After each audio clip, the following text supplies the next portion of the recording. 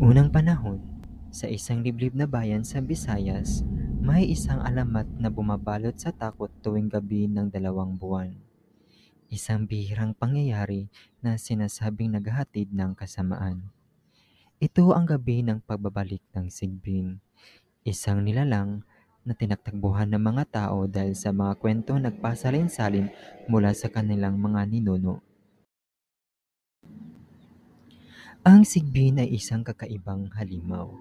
Mahitsura ito na isang masamang aswang na may mga pangil na tila nagbabaga at naglalakad ito ng paatras. Halos hindi mahahalata. Ngunit mas kilala ito sa kakaibang ugali nito. Hindi ito pumapatay para lamang mabuhay. Pinipili nitong atakihin ang mga mahihina, mga walang kalaban-laban. At sa bawat pagdating nito, may nawawala at hindi na muling nakikita.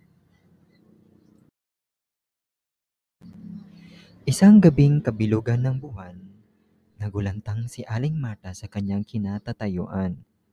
Sa langit, hindi lamang isang buwan ang makikita. 2 buwan ang sabay na nagniningning. Alam niya ito ang sinyalis na kinatatakutan ng mga taga-bayan. Noon pa man ay alam na ng lahat. Kapag may 2 buwan sa langit, walang ligtas sa Sigbin. Tila malamig ang gabi, ngunit may kakaibang init na nararamdaman si Aling Marta. Hindi ito dulot ng hangin, kundi sa takot. Agad siyang nabukas ng kanyang bintana at sinilip ang labas. Tahimik ang paligid, ngunit sa malayong bahagi ng gubat, parang may naririnig siyang mabibigat na yabag.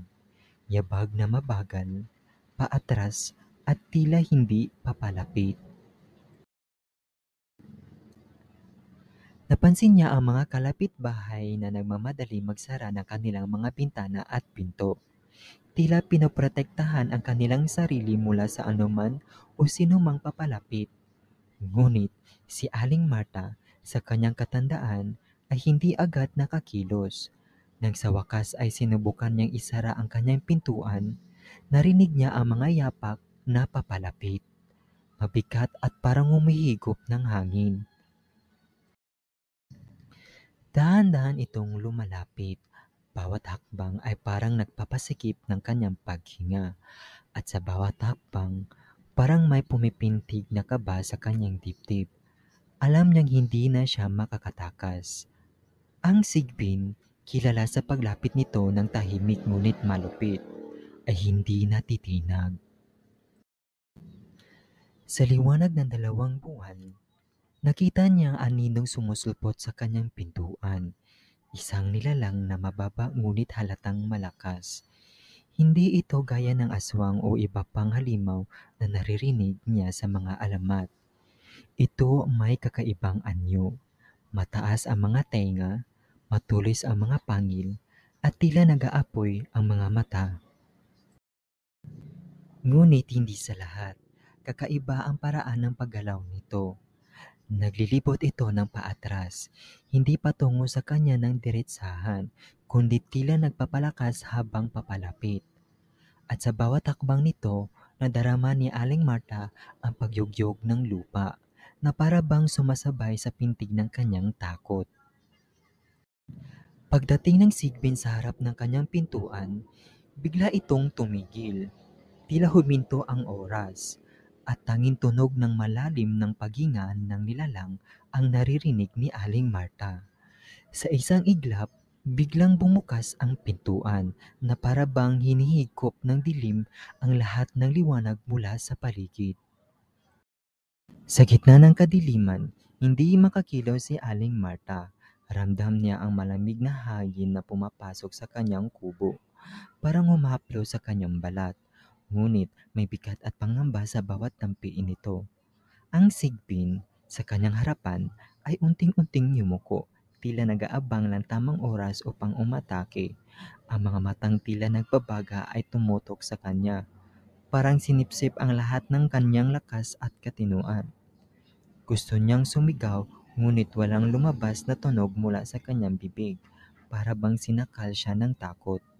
Isang malalim na ungol ang lumabas mula sa sigbin, at bago pa man makagalaw si Aling Marta, naramdaman niya ang matalas na kuko nito na dumikit sa kanyang balat. Sa isang iglap, tila hinigop ng sigbin ang kanyang buong pagkatao. Naglaho siya sa isang kislap mata. Kinabukasan, nagising ang buong bayan sa kakaibang katahimikan. Walang naglalakas loob na lumabas ng kanilang mga bahay. Ngunit nang puntahan ng mga tao ang bahay ni Aling Marta, nakita nila itong bukas ang pintuan. Walang laman. Ang tanging mga bakas ng paa na paatras ang natira sa lupa. Mga bakas na papunta sa gubat. Simula noon, hindi na muling nakita si Aling Marta.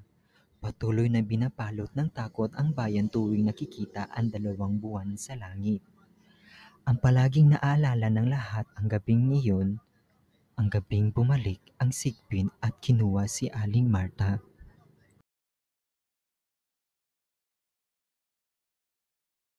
Kung nagustuhan mo ang kwento na ito, huwag kalimutan mag-subscribe sa aking channel.